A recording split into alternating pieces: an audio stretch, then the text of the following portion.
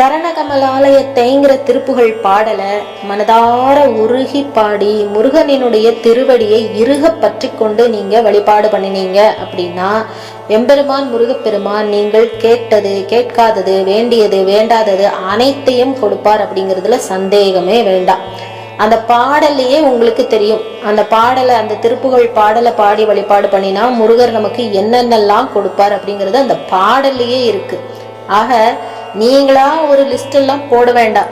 இந்த சரணகமலாலயத்தைங்கிற திருப்புகளை மட்டும் பாராயணம் பண்ணி முருகப்பெருமானினுடைய திருவடியை மனதிலே நினைத்து கொண்டு பாட வேண்டும். உங்களுக்கு என்னென்ன வேணுமோ அதெல்லாம் நினைக்க கூடாது. முருகப்பெருமானினுடைய திருவடியை, சிற்றடியை, சீரடியை நினைத்து இந்த பாடலை நீங்க பாடினீங்க, பாடி வழிபாடு பண்ணினீங்க, முருகப்பெருமானினுடைய திருவடியை இறுக பற்றினீங்க அப்படின்னா உங்களுக்கு அந்த முருகப்பெருமான் 12 கரங்களாலே வாரி வாரி கொடுப்பார் அப்படிங்கிறதுல எந்த சந்தேகமும் வேண்டாம். நாளைக்கு ஆடி கிருத்திகை, முருகப்பெருமானை இறுக பற்றிக்கோங்க, அவனுடைய திருவடியை இறுக பற்றி கொள்ளுங்கள், என்றும் உங்களுக்கு மேன்மைதான்.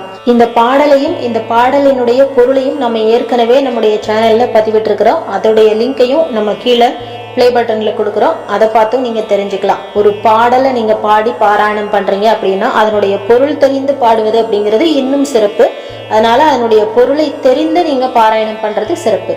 எனக்கு தெரியாது அப்படின்னா இந்த பாடலை மனதார கேளுங்க போதும். ஆறுமுகம் ஆறுமுகம் அனுதினம் அருளிடும் ஏறுமுகம். எல்லா புகழும் முருகனுக்கு.